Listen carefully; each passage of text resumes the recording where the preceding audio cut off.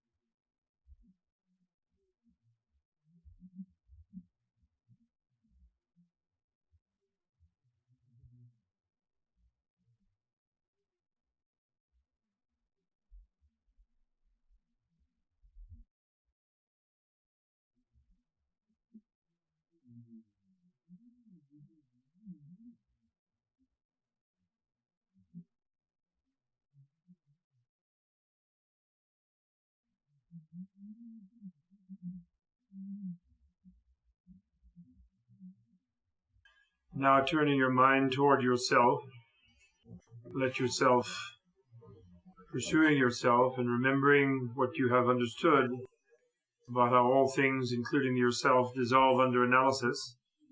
Just let your self-picture and your self-image go, and your world image, and let all things melt into the sky-like, space-like, clear voidness of freedom. And let everything just go for a while into infinity. Sort of awareness, but just open awareness with no object. Beyond duality. And then, as illusion-like things arise, since the void is void of itself, since freedom is free of itself, you arise in your meditative form, body of pure image, luminous like a matrix body, pure light, feeling light and buoyant, without gravity. And then above you and all around you in space and sky, all enlightened beings, merciful, kind, compassionate beings, especially in the center of those who are most meaningful to you. If it's Shakyamuni Buddha, and all his radiance, radiating jewel-like rainbow light rays. If it's Jesus, then it's Jesus, radiating rainbow light rays, jewel-like.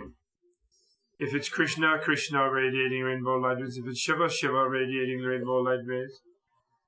If it's whoever, Moses, God, Mary, the goddess, Tara, whoever it is, and surrounded by a vast host of all the other world teachers, and all your personal teachers, and all of your loved ones and ones with whom you feel comfortable and familiar, all of them there, and also purely luminous bodies, as bright as the sun and moon, shining down upon you, filling you up with more and more light.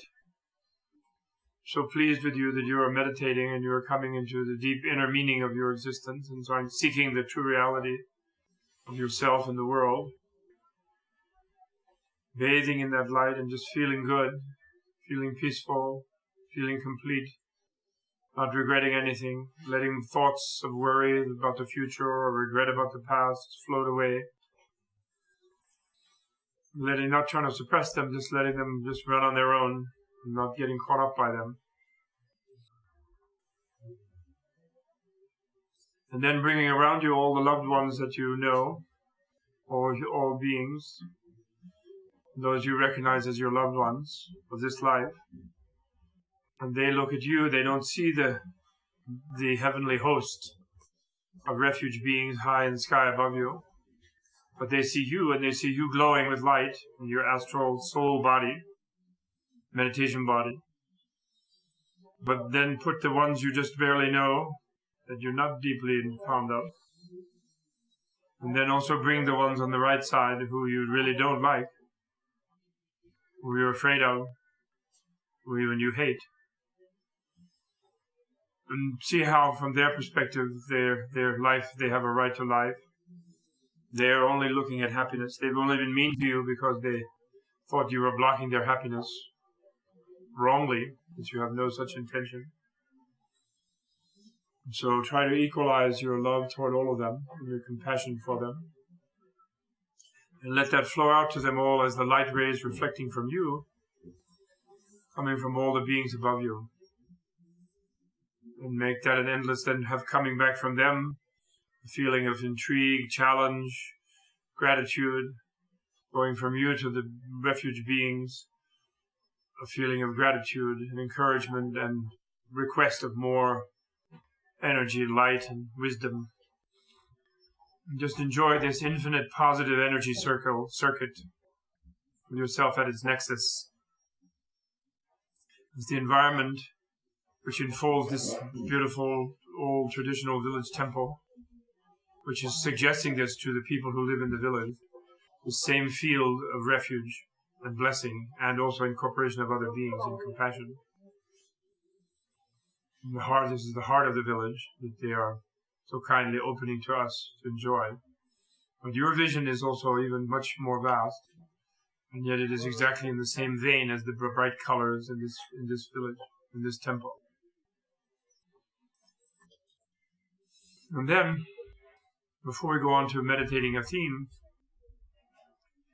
you begin to more deeply connect with the beings around you, especially those above you, that you imagine saluting them, singing their praises. Oh Buddha, how fortunate you have lived and you have manifested and brought your teaching to beings, to teachings of freedom. Or, oh Jesus, thank goodness you have come, reached out from the divine world to send your blessings and bring your blessings to the human level. Or Mary, that your concern is with us everywhere. Or Tara, that you're with us in all vicissitudes, in all problems, there to help. If we only could turn toward that help. Whoever it is that we bring, we sort of salute them and praise them in our mind, sing their praises. And then we make offerings to them. We think of every beautiful thing, flowers and delicious food and incense and beautiful shapes and forms and sweet music, all kinds of music. We think of bands playing for them, and we imagine the whole space between us and the high sky full of host of beings being filled with all the most beautiful things we can think of in the universe. And the whole earth, really, we give away. We stop worrying about even the planet, even people ruining it. We just give it away to the care of these enlightened beings. And that we make a bond with them. And then we think about, in their presence, we think about anything negative that haunts us in our own mind, something we've done, or many things that we've done in previous lives that we don't remember, that were negative, that were harmful to others, harmful to ourselves. And we feel deep remorse and regret about having done them. And we say we do not pretend anymore that there was some reason, or we don't make excuses or rationalizations. We really regret that was wrong, and we decide not to do that anymore. And we put them down and lay them out in front of the all-knowing beings who know everything anyway. And we cleanse ourselves in that way of all negative things that we've done in the presence of all of these enlightening beings. And then having done that, we think about all the great things that we did at different times, And we don't begrudge them about ourselves, and we feel justifiable pride about them. And we also think about the great things that other beings have done, which are so much more than what we have done, since there are so many more of those beings. And we don't feel the slightest tinge of envy or jealousy, or begrudge them the merit and the virtue and the achievement that they have done. And we congratulate them and we rejoice in all the good that they have done. And I don't have that slightest nagging thing about, like, what about me? Why did I do it? Why didn't, etc. We just feel pure rejoicing in the virtuous activity of others and even of ourselves. And then we reflect on all these enlightening beings, how we wish them to teach us and bring us their wisdom and open the door for us to join their number and become this way a kind of refuge for other beings. And we also request them not to just dissolve their manifestations into the infinite nirvana and sort of not be visible and present to ordinary beings like ourselves. We request them to stay forever. And then we dedicate whatever goodness or excellence or virtue arises from merit from anything we are doing to the sake of the happiness of all beings, that we may become perfect Buddhas in order to really be able to be a refuge for other beings, the way that the existing enlightening beings are a refuge for us. So this is called the 7 limbs of connection with with the enlightened beings, with the jewel tree refuge host. And it's a wonderful thing. You can imaginatively fill the space, glows with light in your imagination. You can fill it with all of the visualizations involved in this, which the rituals that the lamas are doing are fitting in with that. They give the whirl, they offer the mandala, they play music, they chant, they sing praises, they confess negativities and repent them, and then they rejoice in positivity, request the teachings, request the enlightened beings not to disappear from sight, and then dedicate any virtue so as not to appropriate it egotistically toward the happiness of all beings through one's attainment of Buddhahood. Now we've set up the sphere of our meditation. We've built our own village temple shrine that we can carry with us portably anywhere, wherever we go, even in 10-minute sessions. We can sit down and remind ourselves of that and really live in that environment. We can, even in daily life when we get more strong about it, because just like even your own home room, your study, your bedroom, your living room, you don't really remember what the ceiling is like and what the windows are like and what the drapes are like and what the floor is like and the walls. You don't really remember it. You're just in it and you feel very comfortable in it. So you develop this sense of this magic jewel tree refuge shrine space. You develop it like a space that you're in which you feel a certain way of open and lucid and luminous. And this is something you can take with you everywhere. But you need to keep refreshing it at least a couple times a day, like 5-10, but short bursts. You don't have to set long hours for yourself. 5-10 minutes. Even as you're sitting on a bus or waiting for dinner or lunch or breakfast or whatever, waiting for the sun to rise to get up. You just build that environment around you and remind yourself of it. And this is the great gift of the Tibeto-Himalayan Bhutanese Indian culture. Building your own culture and connecting to an ancient one in that way, but filling it with the things that are meaningful to you.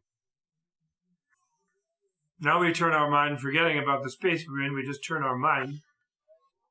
We remember the path we have trod together in very brief company.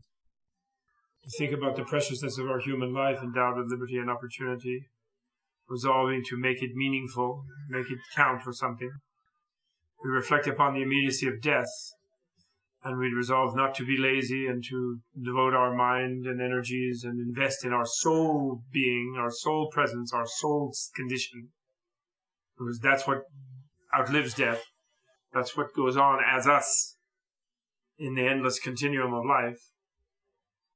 And then we reflect upon the inexorable causality of action and of evolution in life and biology. And we think of not doing any of the negative things, physical, verbal, or mental, the list of the 10-fold path. And we think of being and doing all the positive things, from saving life to entertaining realistic views, having given up taking life and entertaining deluded views.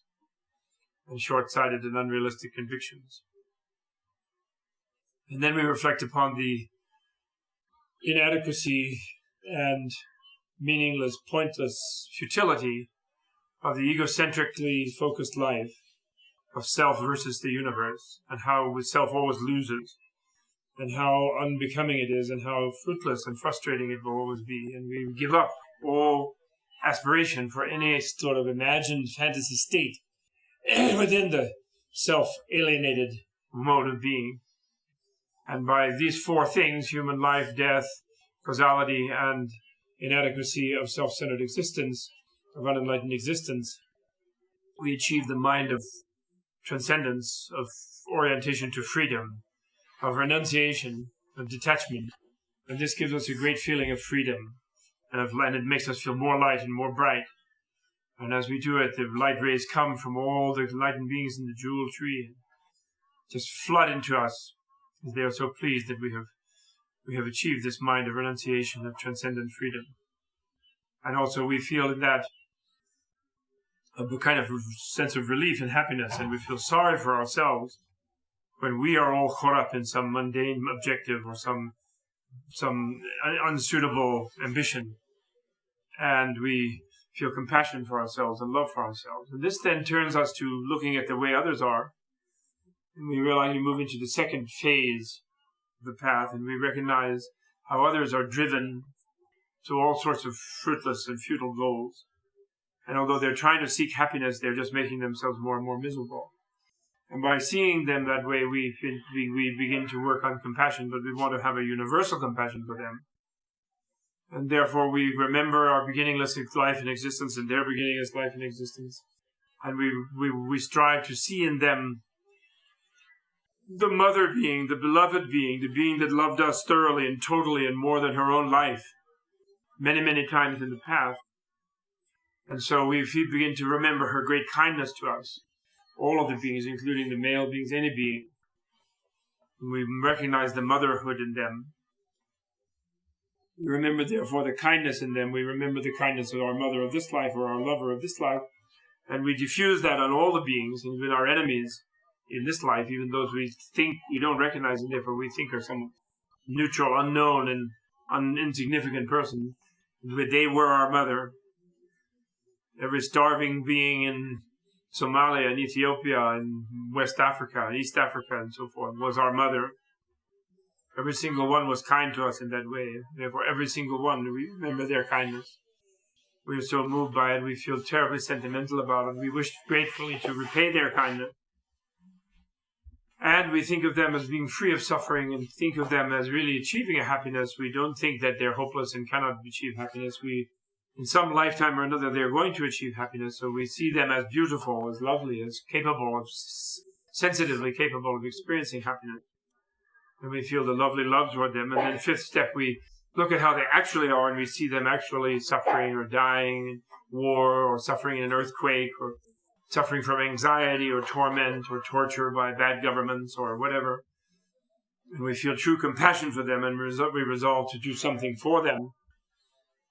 And then we take responsibility. We don't say, oh, we can't do this, we can't do that, because we realize we're going to be involved with them infinitely in an infinite future as well. And so we resolve, well, if I can't help them this life, somehow I'm not capable of it, or someone prevents me. In some life I will. I definitely will, and I will help them free from suffering. And so we take universal responsibility for all beings within the framework of the infinite time of our relationship with beings.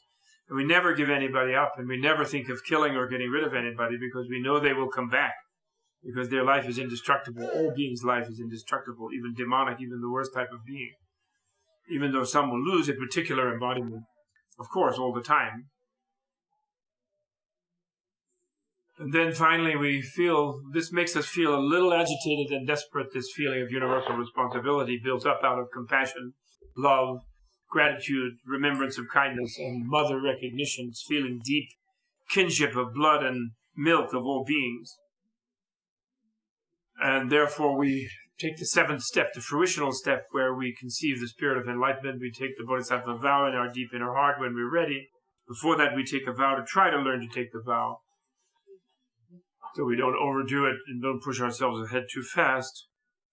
and we achieve the spirit of enlightenment, of love and compassion for all Buddhas, the determination to become perfect Buddhas ourselves, we realize that's the one aim and ambition and objective that is truly meaningful and worthwhile. And once we take that as our aim and objective, then life does become meaningful, and we do know the meaning of life, which is to become perfectly happy and perfectly compassionate and loving toward all others, to make them perfectly happy. That which is Buddhahood, bliss, freedom, indivisible. Then third, we have compassion. We have renunciation and compassion of the spirit of enlightenment, of the Bodhisattva vow, the Bodhisattva orientation, the Bodhisattva determination. Then we turn our mind to the key of being able to accomplish what we wish, and that is wisdom, the wisdom of selflessness. And there we acknowledge, and we do not have any sort of denial about how self-centered we really are.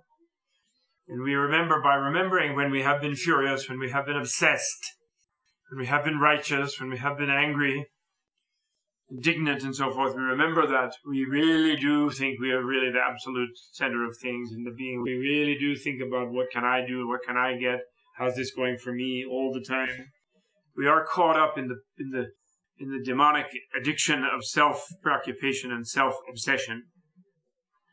And based on the delusion that there's this absolute thing that is ourself that we're sort of responsible to, that we're driven by, and when we feel a strong emotion, it takes a hold of us by that deluded sense of our absolute sense of self, and then it throws us around like we were an absolute thing, which we're not. It causes us to damage our relative relationships with sensitive and relative others, and causes us to put our absolute self into impossible situations and frameworks of feeling lonely and depressed and hopeless and all kinds of unnecessary things by exaggerating whatever condition we're in.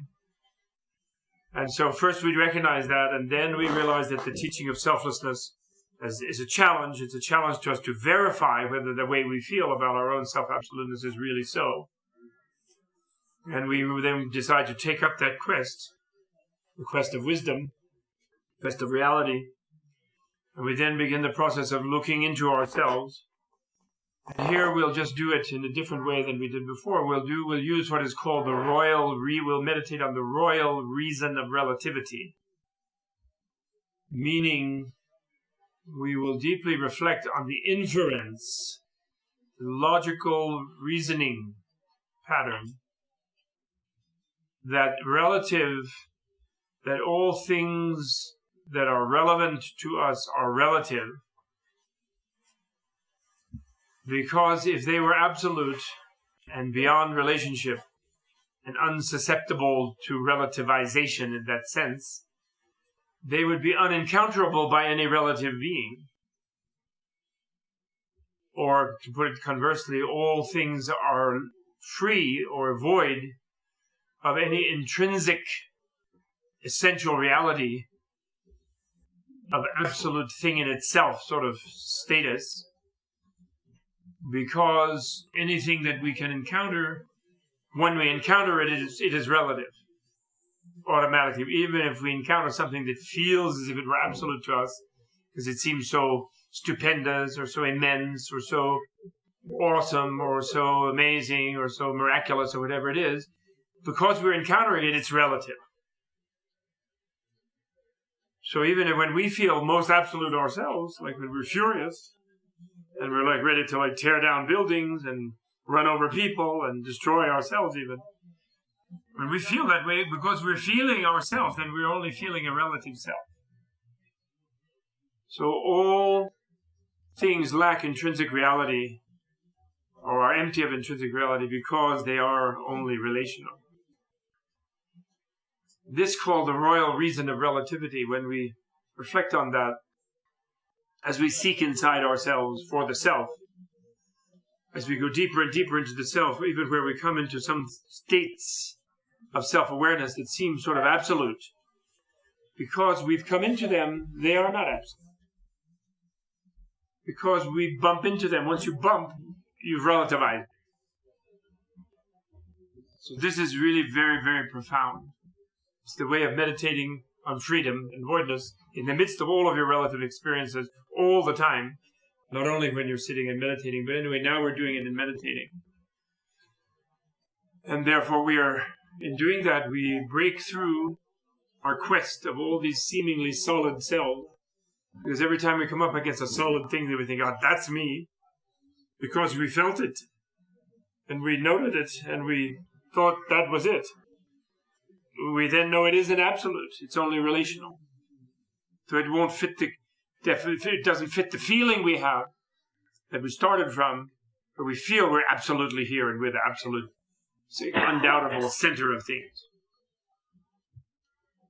And this gives us a feeling of space-like freedom and spaciousness. And it makes us realize that all relational structures and all experiences are constructed in some way. We are partially creative of them by our perspective on them, by our concepts about them, even subliminal concepts. And thereby, including the experience of as if we were just completely free, or we were just empty space. That's also, since it's only an occasional experience, it's also relative, even though it's the relative experience that seems to open the door to the absolute most powerfully. So it dissolves under analysis, and we're back in relational things, and now we take responsibility for our imaginations, because we realize that everything, even as solid as it seems, is only relational, and all of the relational things are like mirror reflections in the great vast mirror of the absolute voidness, the absolute freedom, which is the only absolute, which is also free of itself. And therefore it's not something disconnected from all things. It is actually the very substance and fabric of all things in all their relationality. This is non-duality, known as non-duality.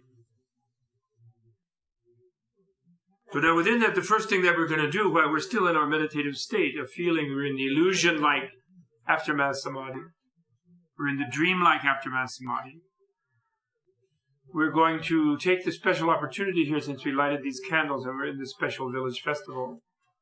And we're going to, particularly in all that we've been doing all of this, of course, the light of our insights and realization and the flow of blessings from the refuge host around us has been flowing out to all of the ordinary beings around us, our loved ones, our neutral ones, our unloved ones. But now, because of the special setting, we're going to bring to our mind the loved ones, and especially those loved ones who we know, who are recently departed, who have left this life, and who are now going on in various stages and states of experience, which we, unfortunately, because of our lack of clairvoyance, we don't know exactly where or what they are.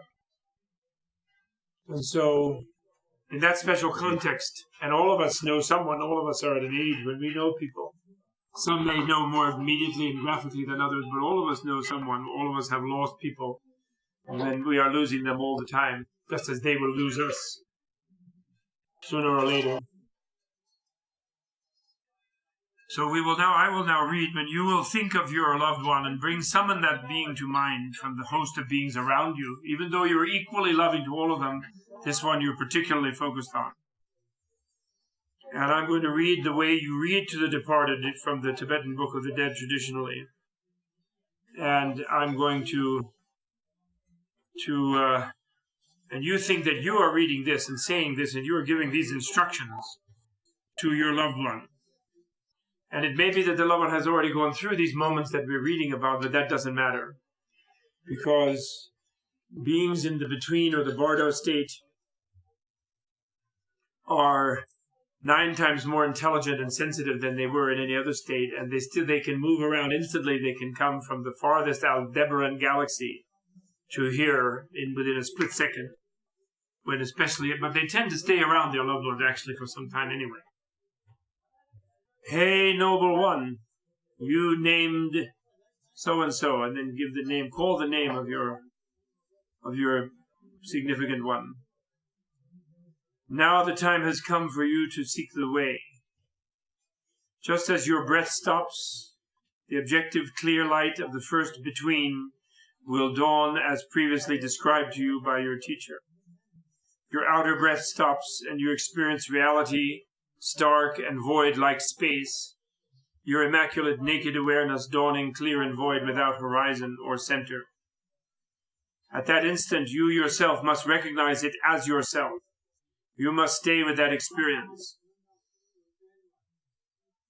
So here you see that normally at death, even anyone who has not made the wisdom quest about the true nature of the self, but who has gone through life unquestioningly assuming the absoluteness of their own self-centrality and their own self-center, can get kind of a shock at death when they automatically plunge into the infinite space-like equipoised samadhi. And in fact, usually they practically miss it because the momentum of their grasping at forms and of embodiment and of being a separated being out of their sense of security at being that way, habitual sense of security, is so great that they don't even notice almost that they dissolve, but they feel that dissolution as a kind of fear and terror.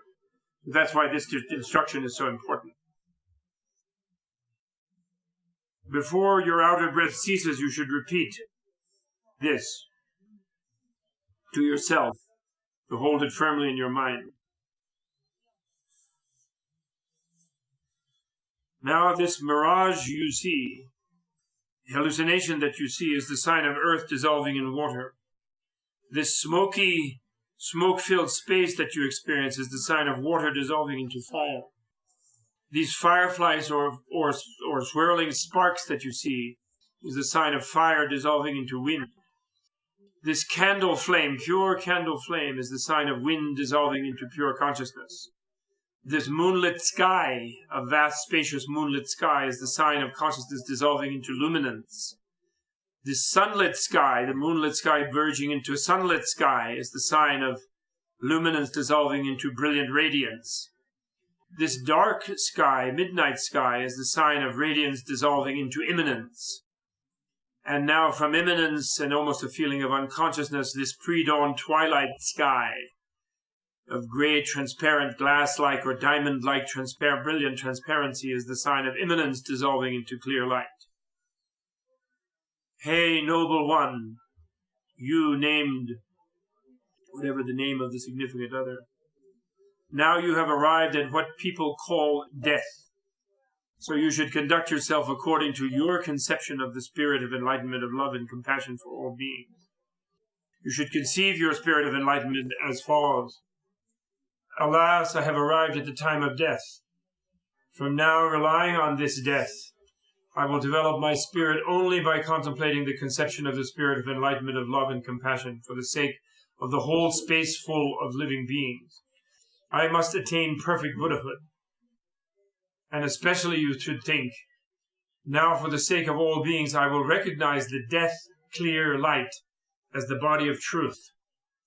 Within its experience, I will attain the supreme accomplishment of the great gesture, manifestation, and I will accomplish the purposes of all beings. If I don't attain that, then in the time of the between, I will recognize it as the between. I will realize that between as the great seal body of integration, and I will accomplish the purposes of all the infinite space full of beings by manifesting whatsoever is needed to tame and save whosoever. Thus, never losing the willpower of that spiritual conception, you should remember the experience of whatever instructions you have previously practiced. Hey, noble one, you named so-and-so, listen here. Listen up.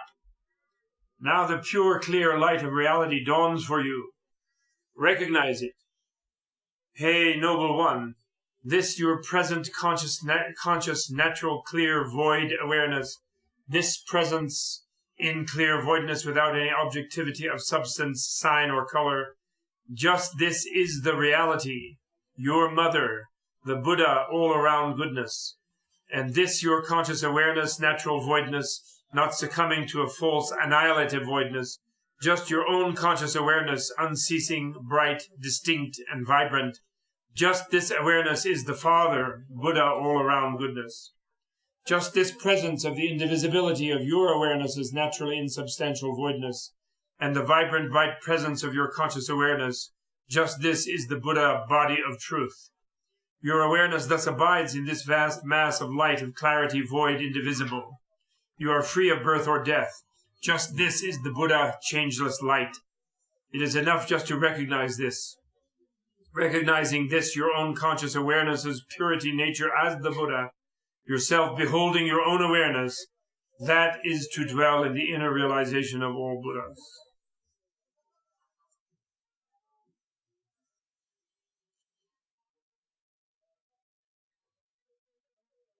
then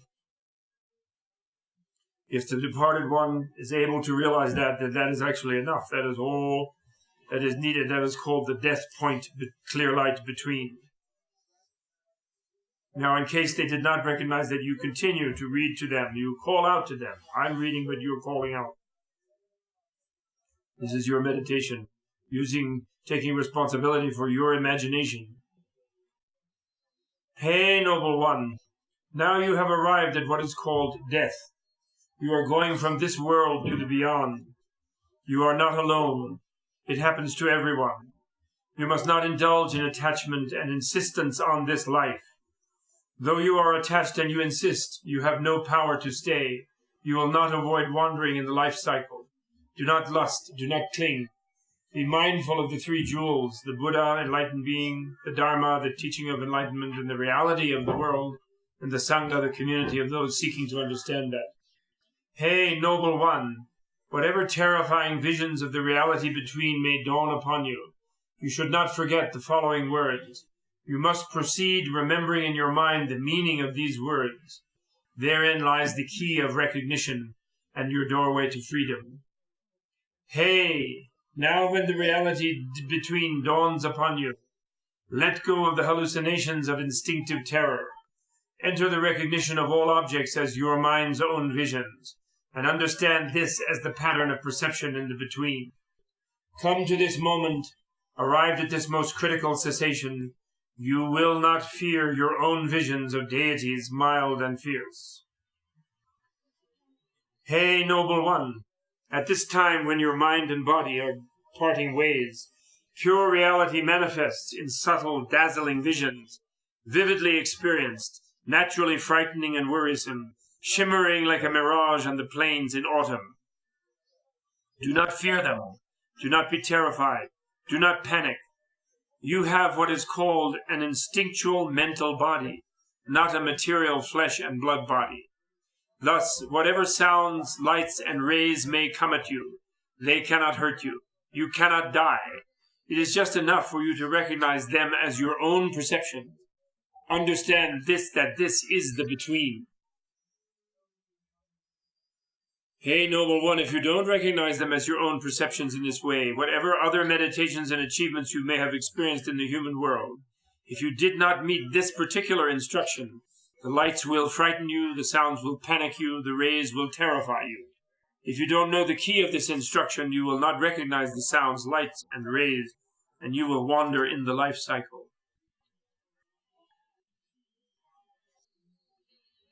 So, it is too long to continue to read for too long. But continue meditating and think. Basically, this is the most important thing. First of all, although you may be personally filled with grief and anguish, so much so that it upsets you even to think of the departed one, who you love so dearly, and you will meet again in the future life, it is very important that you do not let your mind be filled with gloomy and depressed and sad and frightened imagery. Do not go into anxiety and woe.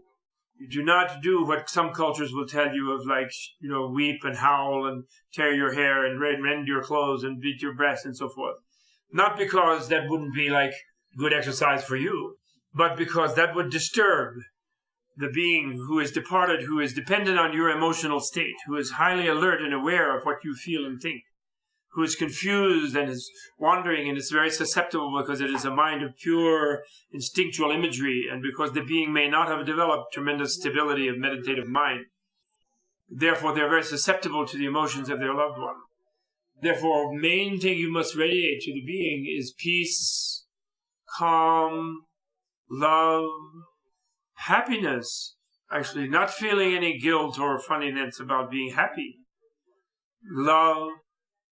If you have imagery in your mind of the Pure Land, like the Sukhavati paradise of Amitabha Buddha, or the Abhirati paradise of Akshobhya Buddha, or whatever, the heaven of Jesus with the, in the book of Revelations with the new temple, or whatever you can visualize. Jewels, and that's the great purpose of all the jewel visions and the jewel light and the laser rainbow holographic mandala palaces and so forth. And you send out this very, very positive, beautiful imagery. And you encourage the being, your loved departed one, to see and find that imagery. And you see that as the deepest imagery in the heart of the world because of the supreme power of the love and compassion of all enlightened beings. Because enlightened beings are more powerful than ignorant and egotistical beings. Because enlightened beings are motivated or energized by their love for all beings. So therefore they have infinite energy and motivation, whereas the egotistical, selfish, evil being is only motivated by their own egotistical drive. And therefore they only have one being who is their motivation, and they're weaker. And so therefore even though they are numerous as enlightened beings, both being infinite in number, the enlightened ones, each one is infinitely stronger than each unenlightened and ignorant and evil one, and therefore enlightened ones are much more powerful. And therefore beauty is at the heart of the subatomic atom.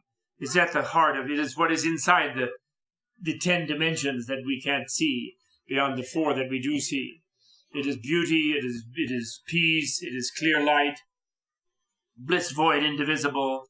It is the pure, natural, orgasmic energy of the depth of reality, of love, of the love energy at the depth of reality. That is what is there. So you encourage the departed one by your radiance and your affirmation and your keeping your own mind focused on that bliss void, indivisible. And you call to them, and then especially you tell them the most important thing, I think, that is repeated again and again. And that is, do not be afraid of the powerful and the bright and the loud and the energetic. The bright light is, go to the bright light, even if it seems so bright like a strobe in a rave disco or something. It's so bright it's going to annihilate you. It's a noise so loud it's going to deafen you.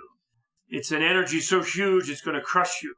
Nevertheless, open your arms and embrace it and go towards it and give yourself to it, away to it, flow with it. Never shrink away from the bright and the powerful and go toward what seems to be shadowy and soothing and quiet and safe and secure in a little closed, tight little space. And say, never, never go to the dull light. Always to the bright light. Give yourself to something that requires you to give yourself to it. To let it just penetrate you and go through you. Even if it looks like a mountain falling, and just fall towards it freely, because you cannot die, it cannot crush you, it cannot deafen you, it cannot blind you. And those powerful energies are the energies that are the power that come out of the center of the atom, of the center of the subatomic field, of the pure particle wave micro-universe. And they will welcome you and usher you into the Pure Land, which has a brilliance and vivid voidness and vivid beauty that is inconceivable to the normal imagination, and therefore is even frightening. It is so beautiful, and it is so powerful, and it is so indomitable. And the weak and the dark and the false security of the dull and the dark and the weak is really imprisoning. And it's where the ego-centered being rushes to save their, because they think then they can keep their own structure that they're so safe and secure in, which meanwhile any sort of structure upheld against the infinity of interconnectedness in the universe is delusory and is in a prison. It's a cage. It's the safety of a prison cell. And therefore, it's not worth it. And therefore, that when you go to hide in the dark places, then you'll find yourself in a womb where you didn't want to be. In a rebirth situation you don't want to have. Whereas if you go to the bright, then you're taken up by the energies of the compassionate being. So always think this way. And send this message to your loved one. And send it joyfully. And send it with determination. Remember, sometimes that loved one would get in the dumps, or would get upset, or would get angry, and you would have to be firm. You would have to say, cut it out, and shape up, And that's what you do with the departed one. You don't go through and moan and groan because then they think some terrible thing has happened. Then they become terribly frightened and insecure. So you don't do that. Just like you don't do that when your living loved one is all the down in the dumps, but you try to cheer them up with a little tickle, a little push, a little nudge, a pinch.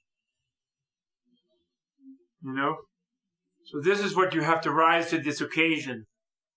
You have to send this powerfully loving and happy and cheerful and indomitable cheerful vibration to the being who is in a little very uncertain state.